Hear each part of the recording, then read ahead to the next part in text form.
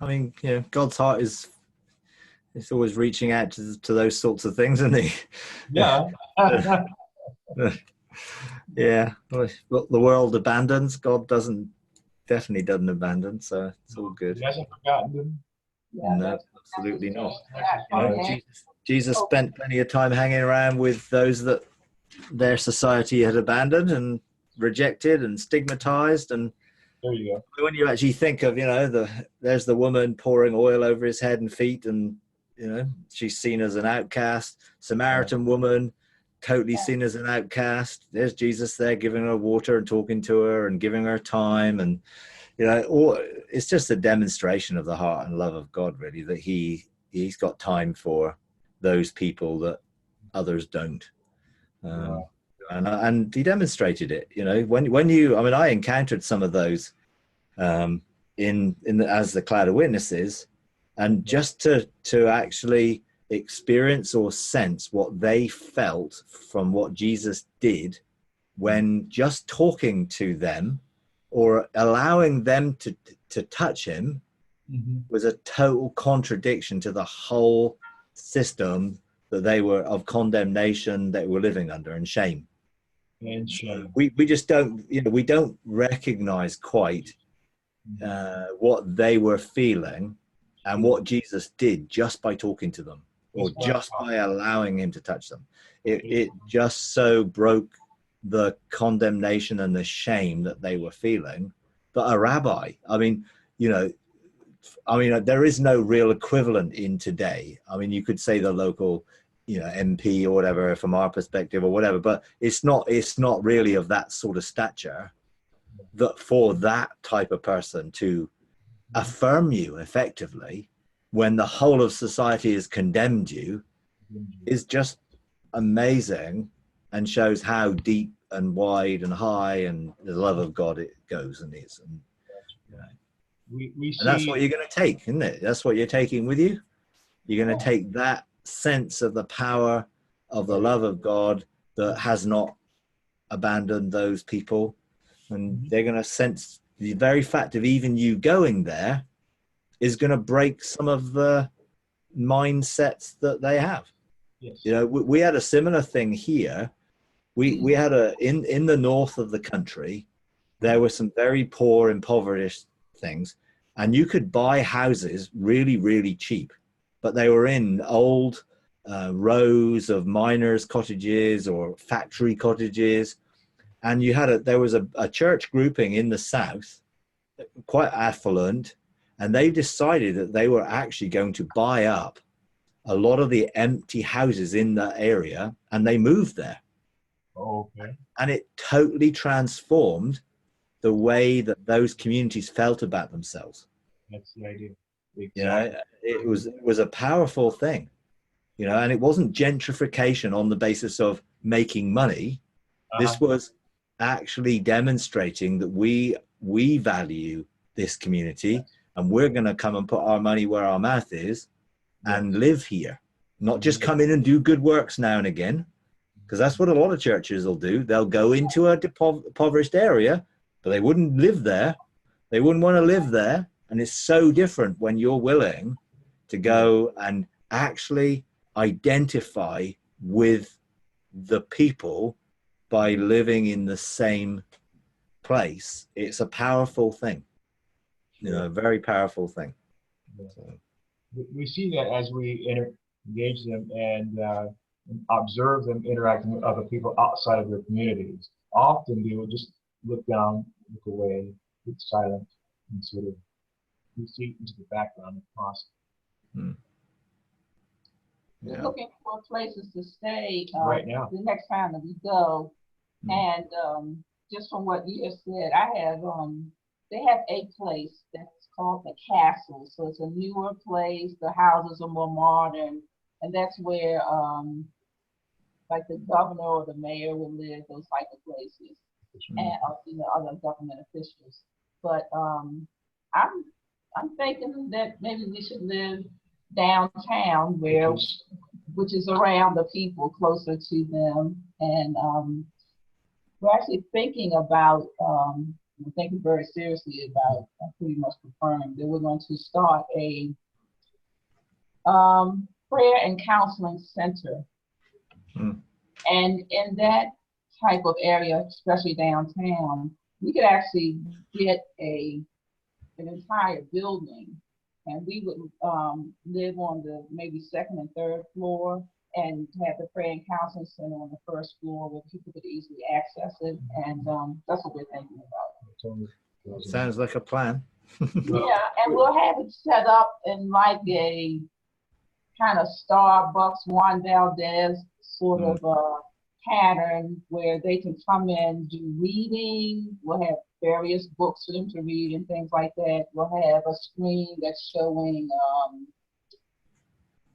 in Spanish, of course, gospel music or something like that, and videos. And then we'll have rooms off to the side where we'll do, the prayer and counseling, and make maybe some coffee and small pastries available for them, and free Wi-Fi, and all that. Yeah. Awesome. The idea is to invite them great. in, make them comfortable, and give them a reason for wanting just to come and be a part of what we're doing. So we wanted to set an atmosphere that's uplifting, inspiring, and encouraging, and pointing in the right direction. And Awesome. it takes. Yeah, I got some friends in South Africa, in Cape Town, who have set up something similar in one of the townships. And the township is such a violent place that a lot of women have lost their children, or their children have killed people, and they're such suffering from such shame that they just set up this place, and they offered free hand massages, and they used essential oils, and they would just touch, just the physical touch, just again validated and demonstrated, and it began to change and transform those women's lives just by simply demonstrating that type of, and then that led on to opening up the opportunity of then engaging them in different, because they then began to trust them. This wasn't a gimmick. They weren't here on any crusade to make converts. They were there because they were demonstrating true, genuine love. And I think that's what people will feel. They'll sense what you carry, the frequency of the love that you are emanating.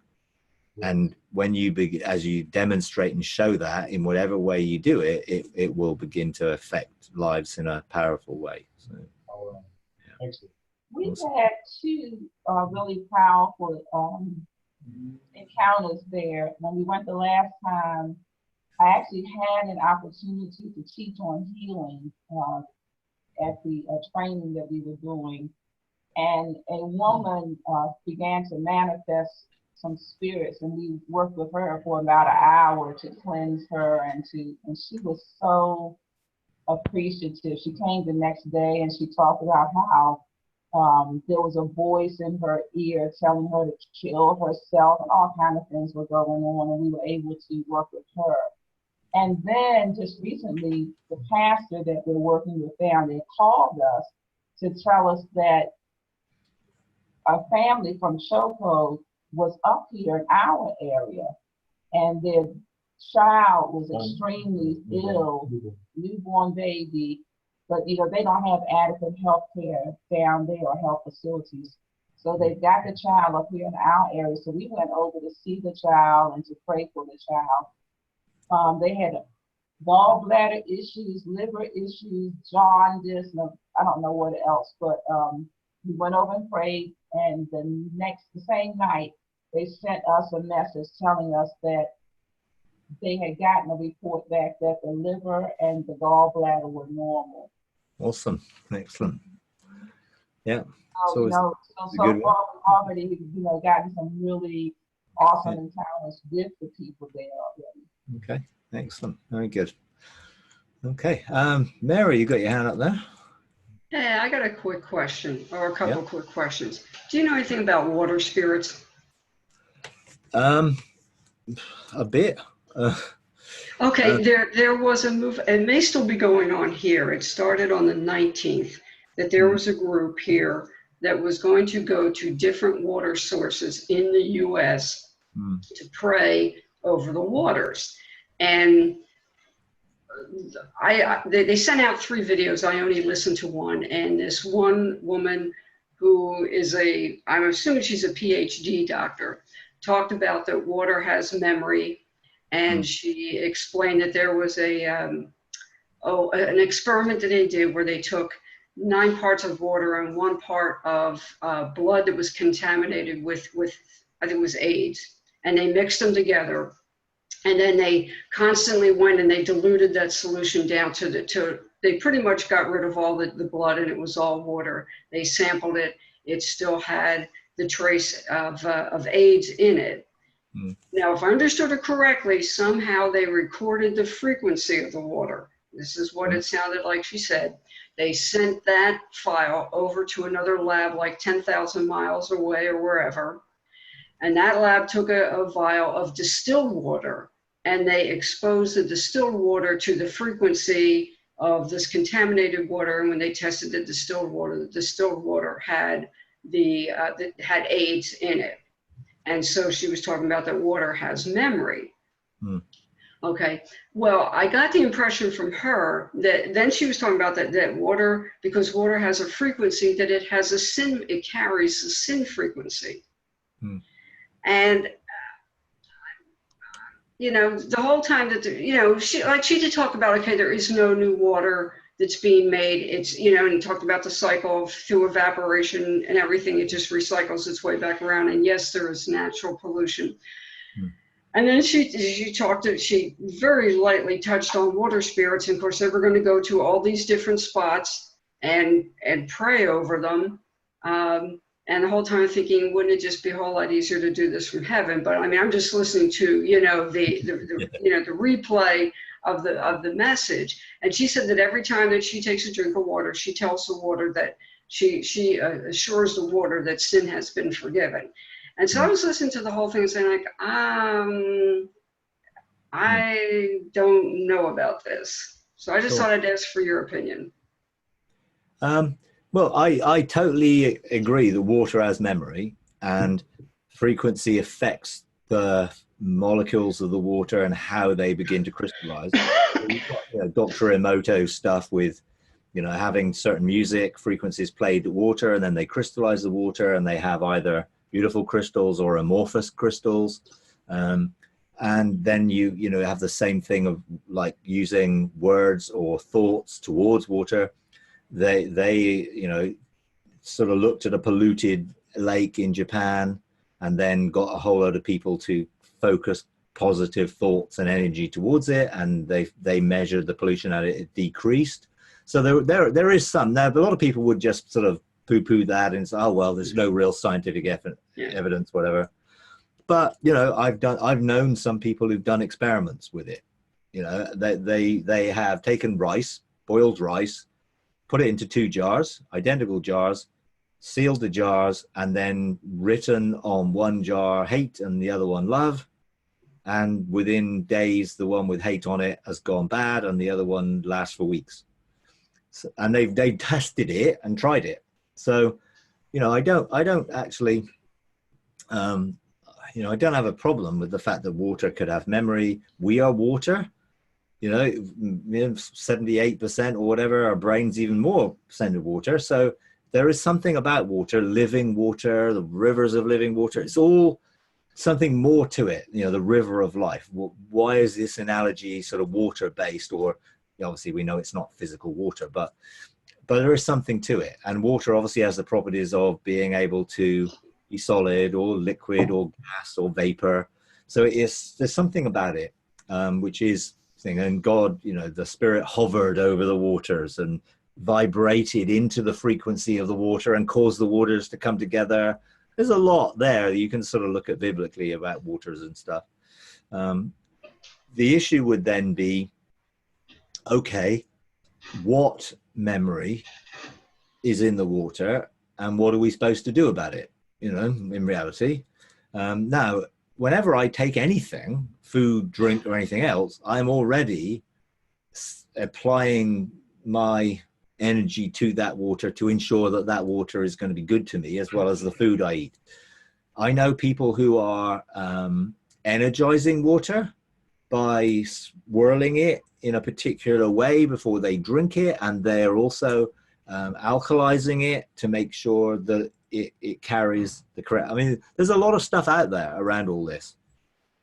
I don't agree that all the water exists is all that there is existing, because there are huge frozen lakes of water underneath Greenland and other. There are aquifers of the deep which are not yet opened.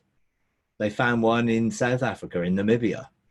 So I don't agree that just what's being recycled is just what we've got, and therefore we're just recycling more and more negativity, because there is other sources.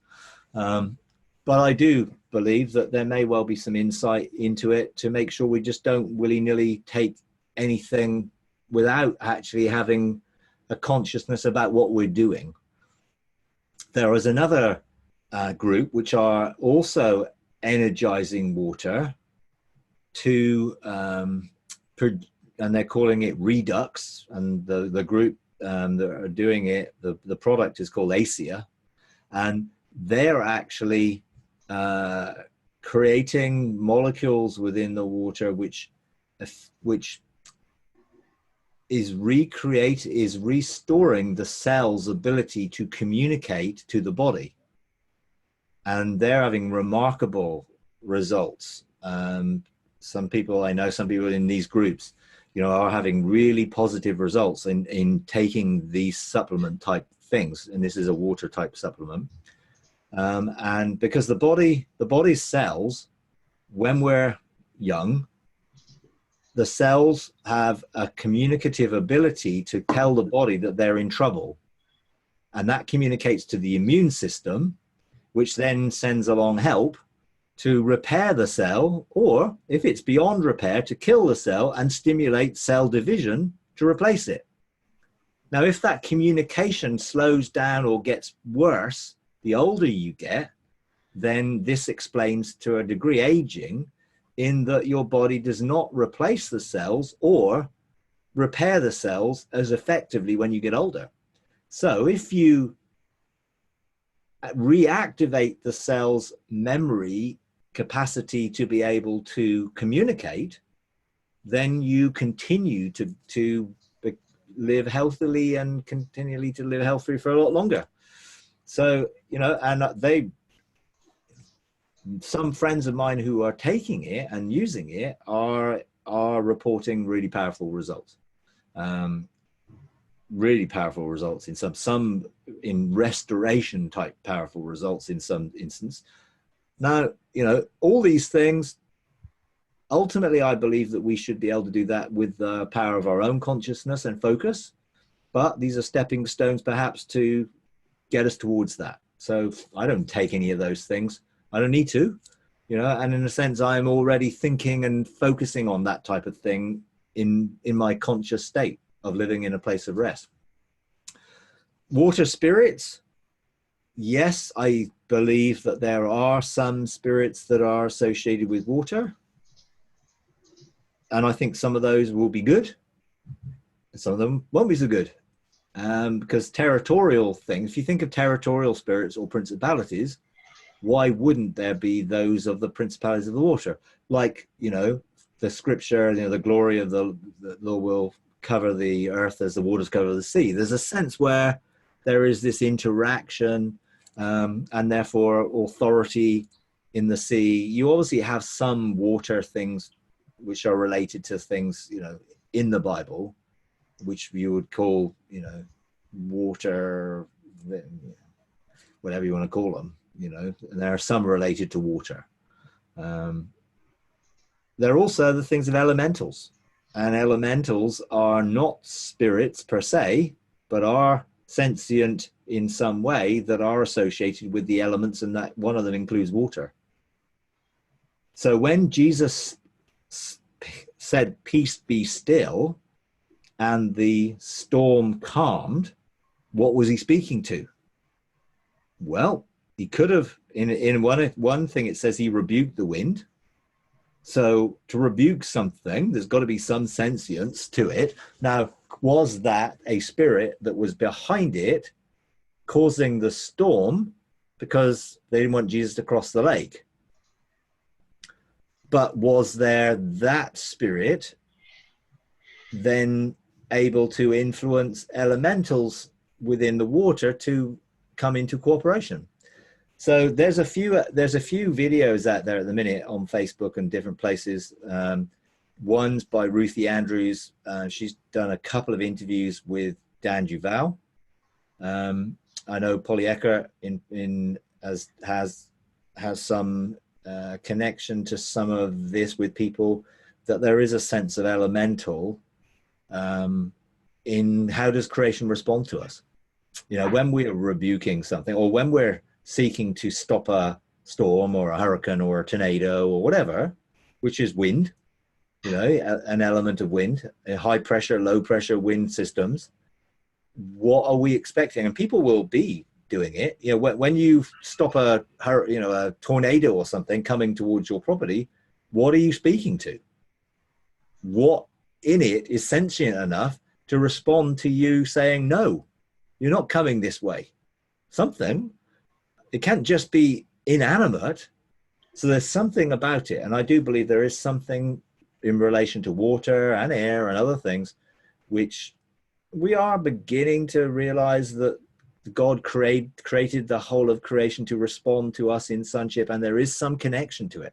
How can creation long for something if it doesn't have some sort of emotional, sentient ability? How can it be in the creation itself be in bondage to something? So I'm sort of, you know, open to the whole thing, without, you know, having a particular sort of, oh, I've got to go and find out about it all. But I've found out about enough of it to realize, yeah, there is something in this, and trees are another one, which are a big issue. Without trees on this planet, we would not be able to live, because trees produce majority of the oxygen and take up majority of the CO2. So we need that balance, you know. And I think, you know, old Tolkien's thing with the Ents and Treebeard and the awakening of these sort of ancient things, actually, there may not be such a things. And a lot of these guys are indicating that there is an elemental aspect within trees that they seem to be communicating. And now science has discovered that trees communicate with one another through an underground mycelial network within the ground of communication. I mean, so quite interesting. So yeah, I wouldn't throw it all out. You know, I wasn't throwing it out. It was just, yeah, I wouldn't sort of, but I also wouldn't sort of get into it in the, oh no, if it produces fear, then you know that the source of it is unlikely to be God, but the fear may come from people's misinterpretation or their perspective spun on maybe a revelation that God's given.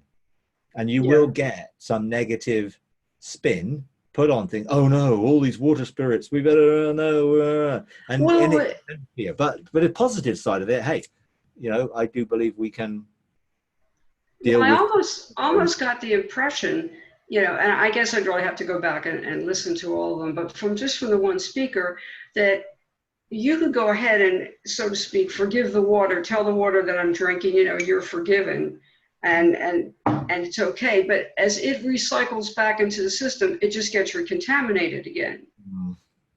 So that was the whole thing. It's like you could be on this ongoing treadmill of tell the water it's forgiven. Yeah, sure. But then it gets, and I was like, wait a minute, where do you finally? Yeah, it's like it's almost like you're in this thing that it would be an ongoing process that you would straighten it out and it would recontaminate. Yeah, sure. I mean, I don't think we need to forgive the water. I mean, ultimately, Jesus has reconciled the whole cosmos, and therefore there's a sense where he has done everything necessary, and there is, you know, God is not, you know, God, it wasn't so much forgiving the water, it was reminding the water that sin has been dealt with, and that sin frequency that it was carrying,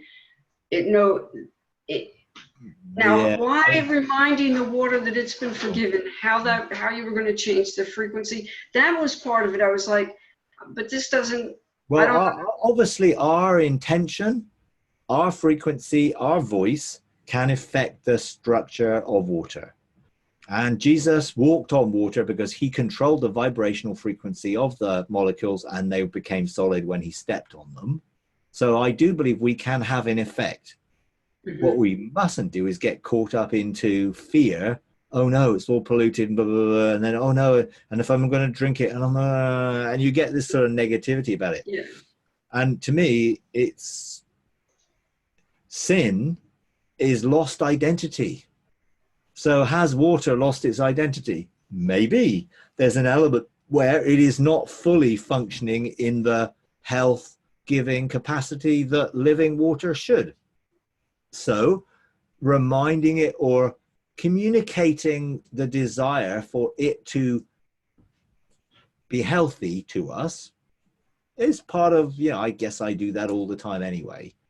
But I don't see it as, oh no, the water is bad, sinful. Yeah. I just want to make sure it's going to be positive in the sense when I drink it, and I'm drinking it as a reminder of the life that's in it, the grace of God that's in it, the enabling power of God that's in it to bring me good. Yeah. So, I think again, a lot of elements which are true in things, or there is truth in some of the elements, but you can easily take them to extremes, and then you become almost blinkered to other things just because it's like, oh no, I've got to do this with the water every time. And it can get you into bondage then because you're afraid of drinking water. Yeah. And I didn't quite get what was the impact of, now they were going to go around to the United States, or different groups were going to be in the U.S. Like this particular person was speaking, they were going to be going to the Mississippi River. And on this particular day, the group was going to meet at the Mississippi River, and they were going to do whatever at the Mississippi River. And I thought, okay, well, if what I understand that you're saying is how this works, is that if you're going to speak to the water in the Mississippi is constantly flooding. So if you're going to constantly running, this water is constantly moving, you can't stand there forever and speak to the water that is passing to that was the thing. It's like, well, you can speak to it, but when that block of water moves back out to the ocean, what happens to the rest of it that's coming downstream that you haven't had a chance to talk to? And that was the whole idea of like, why do you have to go around to all these different areas? Yeah, you can do it anyway. Yeah. I think, to be honest, it is obviously it's doing whatever you got a mandate to do. And, it can be a symbolic thing that's then representative of the fact that we are looking to see a restoration of everything back into its original intention and therefore to become pure. As you say, you would have to have someone sat there by the Mississippi River Delta and be speaking to it all day, every day, forever. Otherwise, if it's only the ones that's hearing you when it's flowing past, then that's why you can do things in the spiritual realm, which are going to be ongoingly vibrating with frequency that is not just going to dissipate. Yeah. But, I think there's an element of truth, but you don't want to get so caught up in it that it ends up producing a doctrine that then everyone's fearful that they haven't purified their water or whatever. So do with what you feel led to do with your own sense of engaging water to make sure you're ruling in your own life and that you're not suffering any negativity from water, food, or anything else that you're taking on board, but you're looking to see it transform to produce life in you. Okay. And water is very important. I mean, bottom line is, if we're not hydrated, our cells don't function, and that's not a good thing. So, water is important, but so also is how our thinking is towards it. Hence breatharians living on breath, they're not drinking any water, but they're still seemingly active and not affected by it because their consciousness is able to overcome the physical dimension that not drinking has. So there is always a higher level. So there may well be higher levels to what they're doing. They're just doing probably what people did in the 90s, in terms of the transformation video type things, spiritual mapping, Yeah. salting things, going around trying to deal with things on earth. Yeah. But they never dealt with them in the heavens. And so essentially it may, I'm not saying it's wasted, because I think some of that information is quite useful, but it's not going to be fully effective until you bring an alignment between heaven and earth. And they're not doing that by what they're just doing. There's got to be something higher or more than that potentially. Yeah. Okay. But, hey, interesting though. Yeah. Okay. Thanks. All right. All right. Okay, Marilyn. Good morning, Mike. Hi. Quick comment in regard to the water. I found that when I sing in the spirit into my water, it makes a difference in how I feel when I drink it. It's really quite amazing. This is a little different. It occurred to me,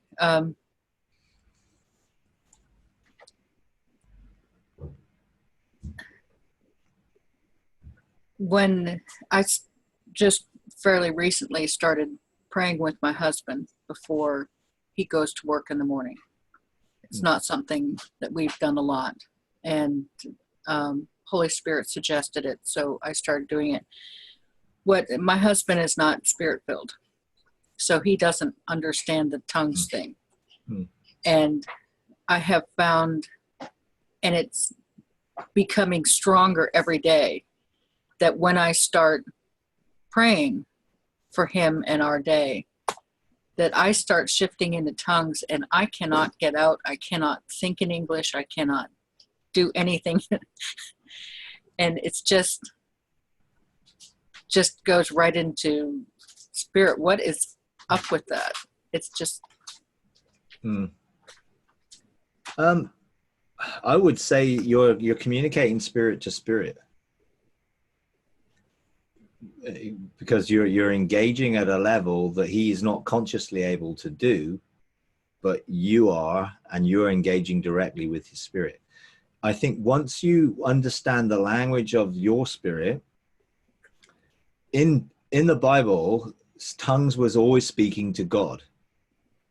But in a sense, that whole thing theologically came to an end in AD 70. And now we're into a whole different new covenant perspective of what those things are, which is why sort of understanding of spiritual gifts needs to be seen from a new covenant perspective, not a transition period, which is why our spirit needs to be trained to speak, communicate, operate, rather than the Holy Spirit giving us gifts, which he gave to children who weren't mature. And the whole thing, the whole thing there where it talked about, well, these things are until the perfect is come, well, the perfect's actually come.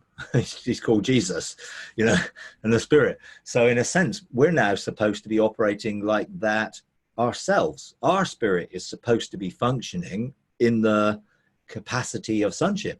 So I found this myself. I am praying in tongues more, or speaking in tongues more. I wouldn't call it praying, because I don't think I am praying. I'm not praying to God, but I am communicating with my soul, because my spirit is doing things in the realms of heaven all the time. And my soul is connected to my spirit, but cannot always attune to what I'm doing spiritually. But I find that I am now speaking in tongues, not by volition that I chose to. It wasn't a conscious thing. Well, I'm going to pray in tongues now. I just wake up doing it. I just find myself doing it. I either out loud or in my mind, much more, because I think my spirit is actually communicating. And I think probably what you're picking up is he's not able to communicate with you in the way that you're communicating with him in the spirit, because that area is not yet matured in him, and potentially he's shut down in that area, and his spirit is not edified in the same way yours is.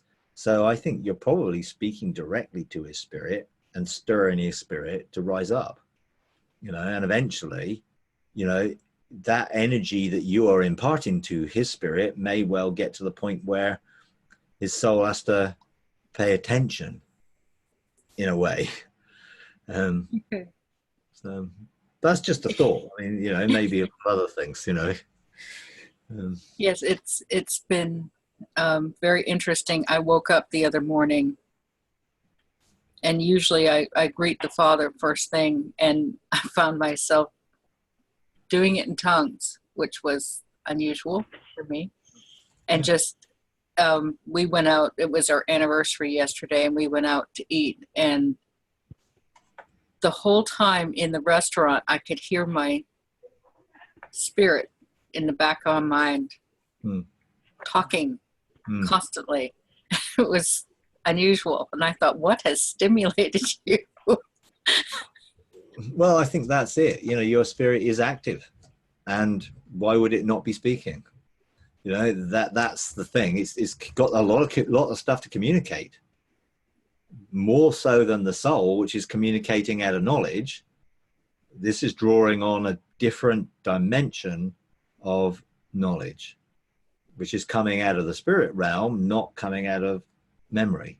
And so the spirit's got a lot. That's why I find I'm doing it a lot, because my spirit is almost like can't contain all of this stuff and needs to release it. And that's why it's happening without me consciously choosing to do it. My spirit is now at a state where it can do that anyway, and I think probably it's the same thing. As we mature, it isn't spiritual gifts, it's abilities of the spirit. A gift is something that's given you, an ability is something you have. And I believe that all of those gifts of the spirit, which were imparted as the spirit willed, and someone got this one and some got that bit and someone got another bit and someone got another bit. Actually, our spirit is capable of functioning in all of them in fullness, and we're maturing to the point where our spirit is able to discern and distinguish and release healing and other things, because it's now coming to a state of maturity. And I think spiritual gifts are immature. The Holy Spirit's giving us these things to inspire us to be able to do these things for ourselves, and for not independently of God, but one spirit with him, because when we're joined to the Lord, we're one spirit with him, and we're not independent anymore, but we are also cooperating with him relationally in that way, which has, I think, the potential to open up a whole different raft of abilities. Because you look at Jesus, was Jesus doing things with the gifts of the Spirit? Well, we know the Spirit of the Sovereign Lord was upon him, and we know the 7 spirits of God were interacting with him. So there's a sense where there was an interaction with the Spirit. But I don't think the Holy Spirit just gave him a gift. It activated, because the Holy Spirit and him are the same, aren't they? So we tend to sort of try and separate them out to understand them, but actually they all function together. So Father, Son, and Spirit were all functioning in Jesus, as Father, Son, and Jesus were all functioning in the Spirit and in the Father. So there's this sort of interactive circle of this amazing relationship. So I do believe that as we mature, the senses and abilities and engagements of our spirit will enable us to begin to do the things Jesus did as a matter of course, which was, know people's thoughts, know the reasonings of their heart, sense things from their past, all sorts of stuff, which is, we call telepathy and, that type of thing, which is actually an ability that the spirit has connected to our mind and our consciousness that then releases that. And that's why we need to be in tune with it, because as a man thinks, so is he. Therefore, it's the thinking aligned with the spiritual insight that enables us to connect to it, so that we can engage in some more mature sonship activity as Jesus did. And I think there was a lot that we're being taught to be able to come into in maturity in that. You know, if we're supposed to do everything he did and greater, then, you know, we need to learn how to do it. And it's our spirit that learns, not our head trying to figure it out as a technique, but as an ability. The ability to read someone's thoughts, to know someone's heart, the reasoning, is a spiritual ability connected to our consciousness. And they're the connections that enables us to engage at things on a level of emotion and mental, neurological energy, if you like, and to detect the energy of the heart and the heart-to-heart cardiogenosis, knowing of the heart. All of that, I think, is all part of the same package of this is the sonship abilities that we can have and develop and live in according to as Jesus did. So I think tongues is probably one of the, you know, a sign that our spirit is beginning to mature and be edified, built up, strengthened, and is no longer subservient to soul's choices, but starts to influence the soul in an integrated, cooperative way, rather than this tension of flesh and spirit and stuff. Interesting, though. It is. I find a lot of times it just flips back and forth. It's hard to know who's going to be talking. Yeah, no, I totally understand that, because I'm very similar, you know. But I've just learned to go with the flow. I don't analyze it anymore, you know, because I don't need to know. This is, for me, I would have needed to know at one stage, and therefore I would have needed to analyze, and therefore I would have needed to find out what's going on, and do I need to interpret this? What is the interpretation of what I'm saying? You know, I would have overanalyzed it all because I wanted to know and understand it fully. I go with the flow nowadays, and it's just like, hey, you know, this is just seems to be normal now, and I'm not going to try and figure it out. I'm just going to go with the flow. I'm not going to try and stop it. I'm not going to try and start it. I'm just going to be and see what happens as it flows. But I do think it is a sign of something positive. You know, so. Thank you. Okay. Anyone else got anything they want to share on that, or any other questions you want to talk about?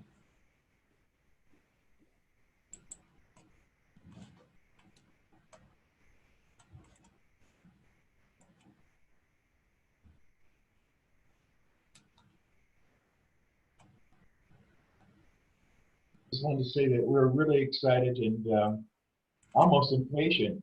We don't want to jump the gun. We got an invitation to come back July 11th, and we're going to take one full day looking at property, looking for possible locations. We've been fortunate enough to contact people in Bogota who've done work in the particular area, but at the same time, we're familiar with just the bleak reports that have come out of that area through Bogota. Infantile deaths, 40% before they want to die. We're feeling that a lot of that may be due to, is it prenatal care? Yeah. The mothers are not really healthy. That's why these babies are being born with lacking parts that are fully developed and things like that. The couple we worked with this past week had already lost 2. Yeah. And this would have been the 3rd one.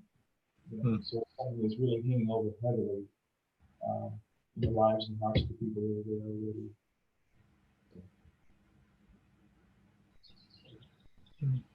Okay. Yeah, I mean, I think, you know, you're in a really exciting place, and I think it's great that, you know, you have that enthusiasm and passion, which shows that, hey, you know, there's better yet to come. Yeah. You know, and I think all of us are when we start to engage in this, look, I'm not running downhill and the time's not running out.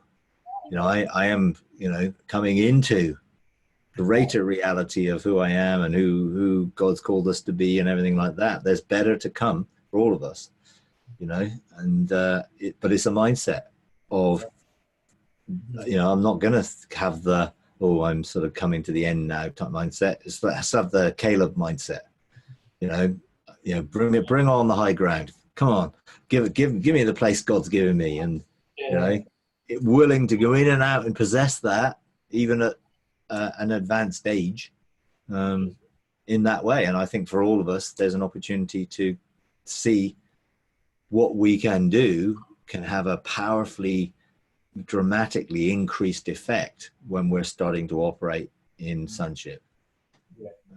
And I can see. I had a dream maybe a couple of months ago dealing with sleep. In my dream, I woke up, but I was still asleep. And I looked at the bed.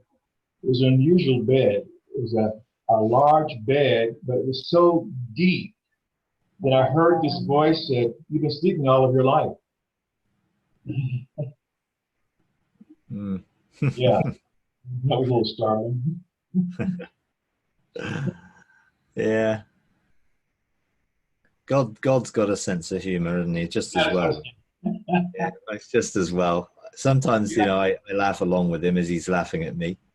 And sometimes it's just, there's this knowingness about God in which, you know, I sense his amusement at times in the way in which he's looking and thinking, you know, but it's all good natured and loving. And that's the key to this amazing relationship with God. You know, he just wants the best for us, and he wants the good, and he wants, you know, to work that out, you know, awesomely. So yeah.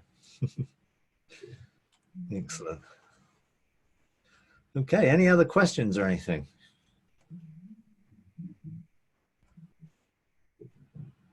By chance, do you have the website or location of the work that's being done in South Africa that's similar to what we're trying to do? It'd be interesting to see what the outcomes are. I can send you the link to the couple who do it if you like. Yeah, I can give you their email or something, or put them in touch with you, because you know they're working in a, you know, very difficult scenario, but it's, you know, it's having positive effects and stuff, and they're consistent with it.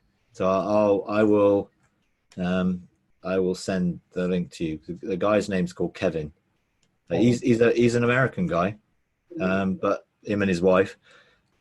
Quite interestingly, I think just before they went over there, which is a while ago, I think they come from a very conservative Bible college type environment. And just before she went, someone invited her to go on a day's training for essential oils. She didn't know what she was going to, I don't think. And yet she went and found it opened up a whole realm of things for her, which then that relationship has continued, and they actually fund a lot of her with her oils by giving her blends and things that she can make up and use in the massages, because they have a charitable arm to their business, and they support her a lot, I think, which is great. But she's her whole mindset and his mindsets have changed in a huge way from their quite conservative, you know, background into embracing a lot of stuff that God's doing today. And a very, very, very nice couple, really great couple. So I'll put them in touch, so you can have a talk to them. Love is the gateway. Yeah, absolutely, it is. All right. Okay. Anyone else? Mary, you said you had a couple of things. You asked one thing. You haven't got anything else? Oh, it all revolved around that whole issue. It was like the difference between the water spirits and then the whole idea of talking to the water, and just to get a feel for, you know, what you thought about that. Do you know what you're going to be talking about when you're here in August? Have you decided yet? Not a Yeah. clue. I mean, it's not even on my radar at the minute. Oh, I didn't know if you. I didn't know if you. If you. I don't know. I mean, some of it depends on obviously who's there and what gets drawn out. I mean, I'm generally will talk about sonship in various levels, but I'll probably share some. Depends really. Some of it depends on the level that people are drawing out and stuff.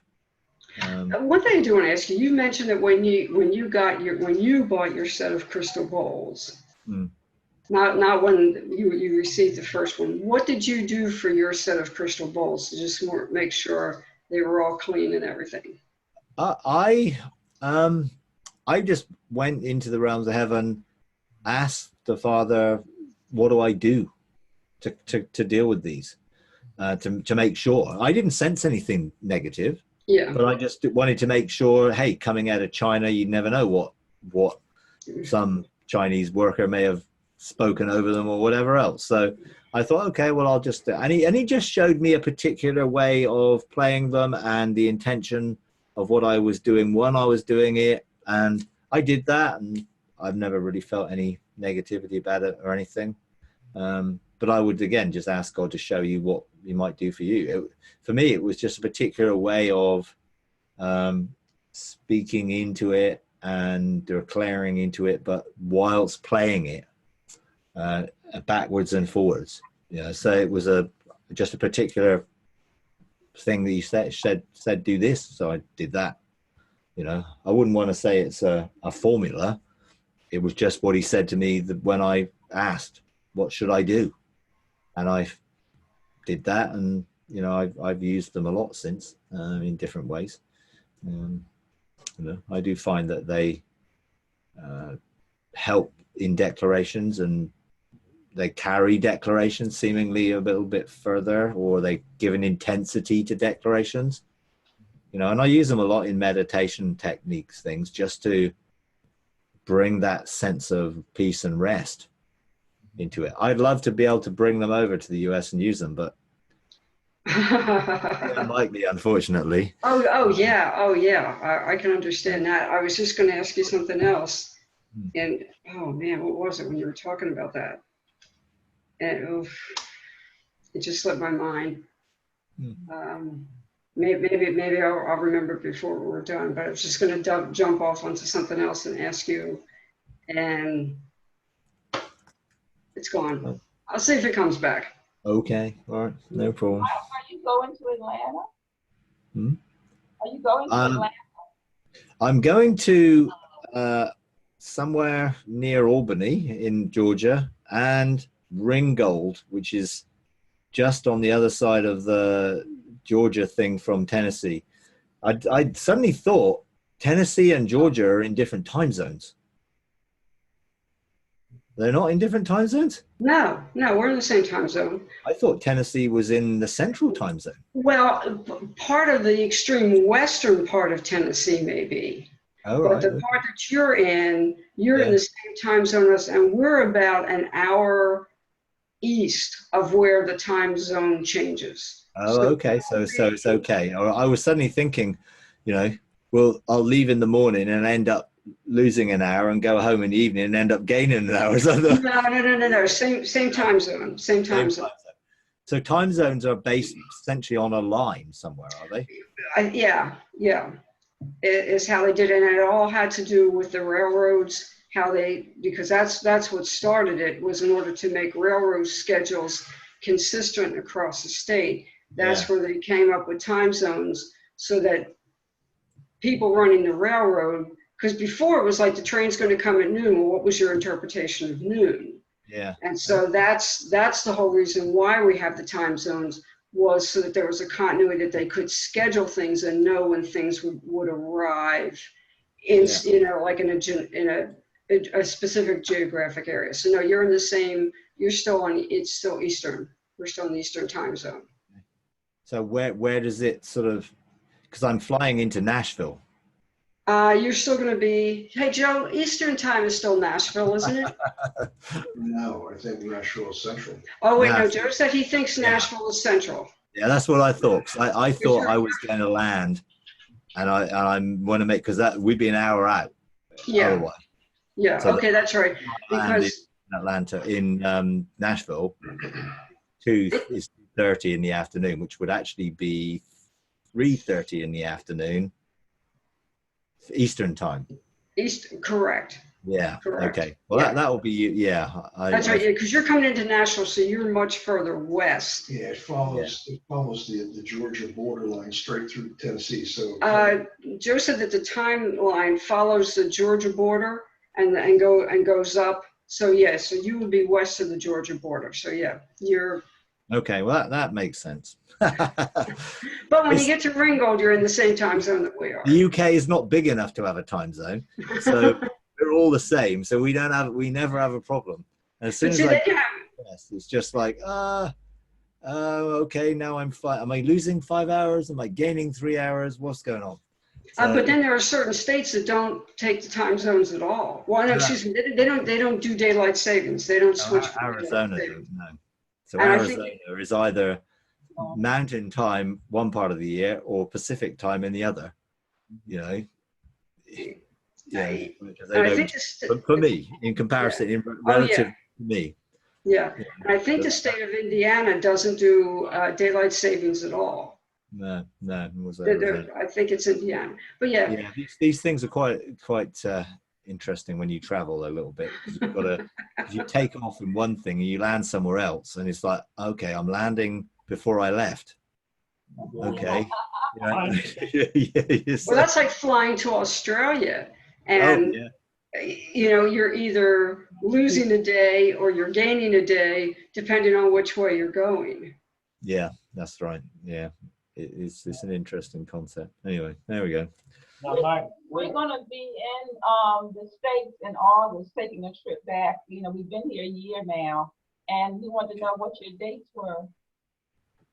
I am in I think the 25th, 6th, 7th. I'm in Missouri, Columbia in Cedar Creek Resort, and then I go to Dallas for 2 days, 29th, 30th, I think, or maybe 30th, 31st, I think, and then I go then to Chattanooga or Ringgold on the 1st, 2nd, 3rd.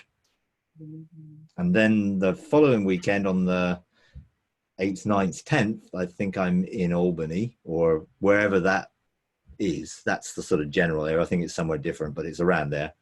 And then I'm then flying up to Toronto on the way back and going back via Toronto. So I've got a few days there. So we're going to be in the States from the 19th and coming back on the 1st. Okay, well, there you go. James's father will be celebrating his 95th birthday in August. Okay, yeah. All right. That'll be one of the places. Excellent. Very good. Okay, Robin, you've got your hand up there because you haven't had a go yet.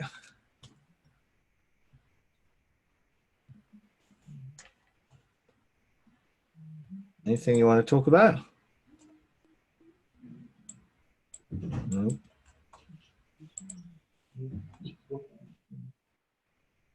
No? Okay, well. Marilyn, you've got your hand up there as well. So if I'm not getting anything out of Robin, so go for that.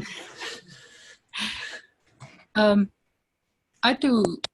Okay, Robin's ready to speak, I think. Yeah. Nope. Don't know. Carry on. Can't hear anything. So I do a lot in the courts these days. Yeah. And I was wondering, have you ever heard of people doing a lot of generational work in the courts? Yeah. Father started me doing that, and it's been completely amazing. Yeah, I think when you then, it depends on obviously what you have a mandate to do in the court. If you're looking to deal with issues, personal issues, or issues to do with whatever your area or your own family or whatever, then yeah, I think generational things come up a lot, because some of the legal rights or the accusations that the enemy has go back generations. And yes, post generations have probably cooperated with those things, but you know, someone's got to draw the line and stop it, you know, from going further. So I think a lot of the things that come up, it's not that Jesus hasn't already dealt with everything in the sense of what he's done, but it's got to be applied. And I think it's the application of it is key.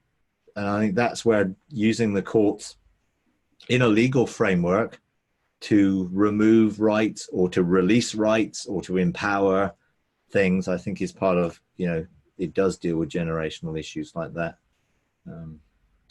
which really makes sense, you know. One of the things that Father lets me do with the group that I'm associated with is that I take a lot of people into the court. Mm-hmm. And because I don't see, I take seers with me.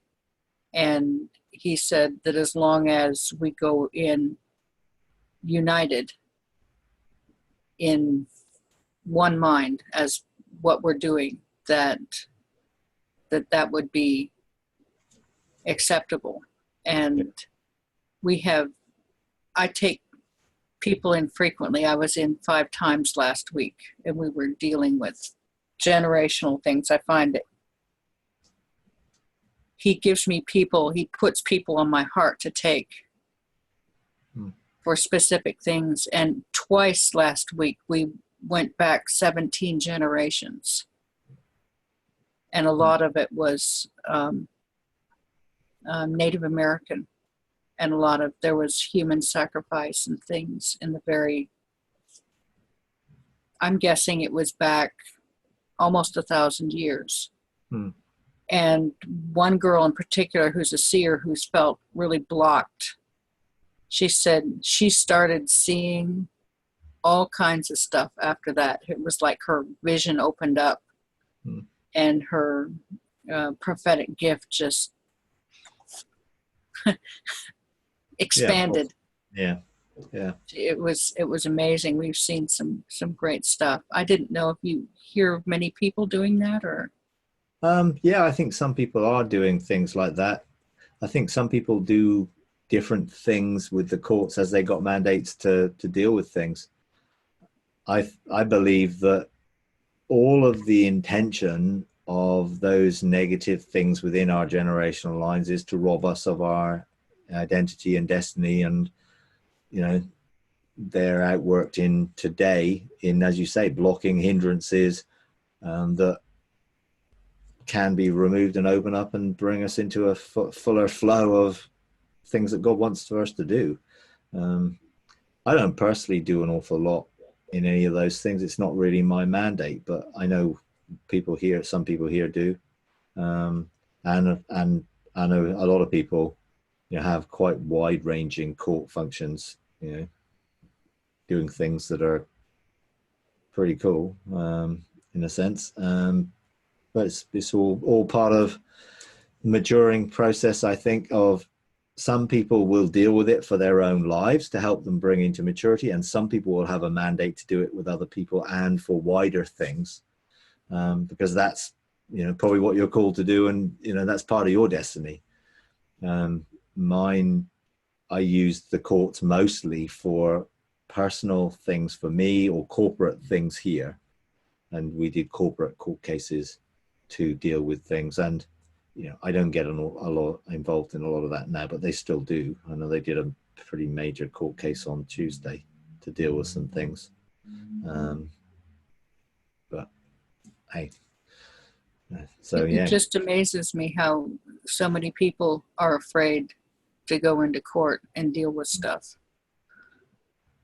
Yeah, I think some of it is just because they don't know their identity in Christ in the depth of knowing the love of God, and therefore realizing there's nothing to fear because the court is only going to give you something good. It's like, yeah, your dad is the judge, so hey, you've got a really good, favorable thing there that he's going to pass in your favor, some people still see the judge as he's going to bring down something bad. You know, the judgment's going to be against me. And I think that dynamic comes out of a wrong view of God. And it's a very religious view of the angry God who needs appeasement, rather than the loving God who wants to release blessing. And I think it so much is down to image of how we view God, whether this is a positive thing or a potentially fearful thing. And I think Jesus sort of addressed that with guys in which, disciples, where he said, look, if you're asking the Father for something good, he's not going to give you something bad. So there's no need to fear coming to the Father and coming to him. And most people's reticence to be honest and open and transparent with God is because they have a wrong view of how God views them. And they're afraid of how he will think about them if he knows. And it's a stupid thing, because he knows anyway. I mean, the whole thing is he knows everything. So you can't hide it. He just wants us to be real. And then he can bless us, but that religious mindset is so powerful, particularly in certain, streams of the church worldwide, that holds people into that old covenant, angry God. I need to make a sacrifice to keep him happy. And for some, their sacrifice is reading the Bible and praying every day. For some, it will be going to church every Sunday. For some, it will be, giving their tithe. Whatever it is, they're doing it out of a need to appease. So it's no different than someone doing a child sacrifice, or, sacrificing the first fruits of the thing. All of it comes down to the need for appeasement. And God does not need appeasing, because he's already done it himself. He's taken our place himself. He doesn't need anyone to do another sacrifice, or, we're living sacrifices in the way of, it's a surrendering of our life to relationship and responsibility. It isn't I'm going to do all these things because I'm trying to keep God on side every day. Because being living sacrifice can have that mentality if you're coming out of an old covenant mindset. Oh, well, if I'm not living sacrifice today, or if I haven't presented myself today, oh no, what's going to go wrong? What's going to happen? And it becomes almost a superstition. A lot of what people do is based in superstition rather than reality. And they're doing it out of a fear-based superstition rather than a relational-based desire.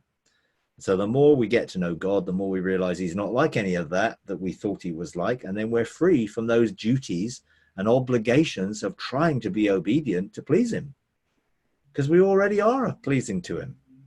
That's the amazing thing of when you get close to God, you realize you're already pleasing to him. Not because you can do anything or not do anything, but just because you are. We're his children. He's already pleased with us because we're his children. He just wants us to know that and feel the pleasure of his heart, not based on performance, but based on identity. And I think it is important in terms of coming into the reality of really having that relationship with God that reveals our identity in and through that relationship. And it's unconditional. That's the key. If it's not unconditional, then it isn't love. As soon as you put a condition on something, it's a law and not love. And that's what religion has done, put conditions on everything. And therefore people live on a hamster wheel of trying to keep up their traditional things that within their stream they have to do to please God. Sadly, rather than living in the freedom that we all have as sons and daughters of God. Got one last one. You got your hand up, Mary. Go on. Oh, I just wanted to ask you real quick. I know that the way that you do your Sunday service and you run, I hate to use the word church, but your group, it has sort of gone through its own form of being deconstructed. What are you guys doing now? Whatever God says, basically. Simple as that. That people ask him what do they want to do, and they do it.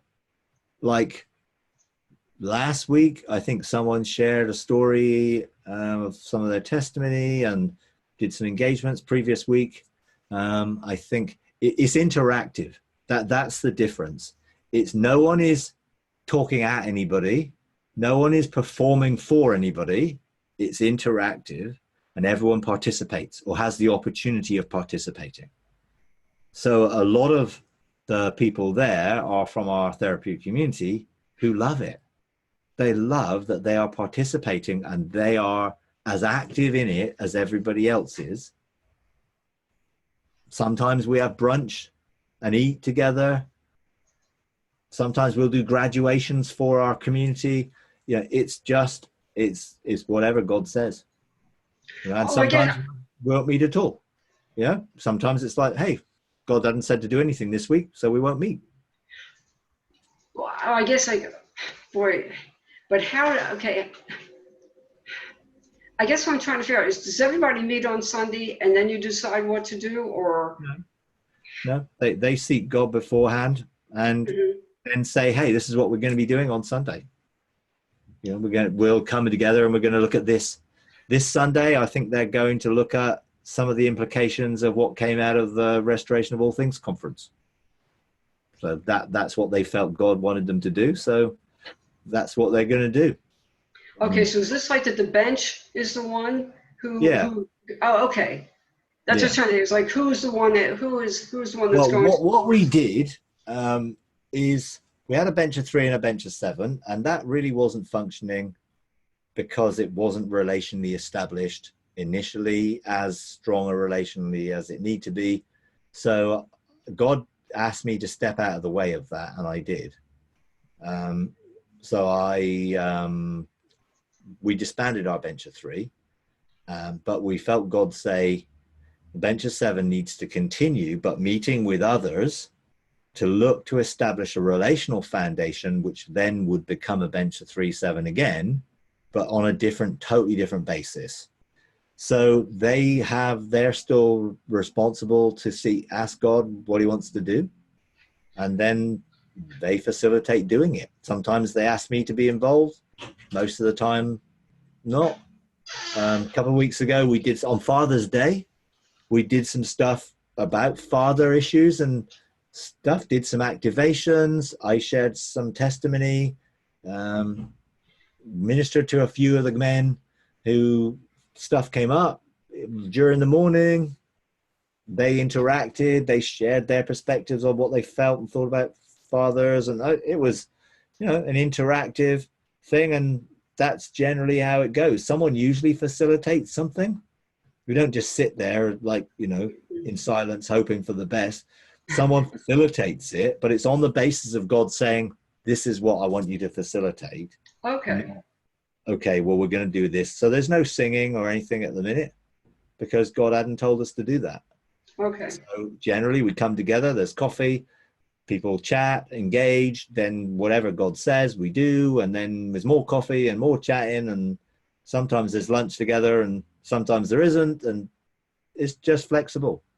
That's how it is at the minute.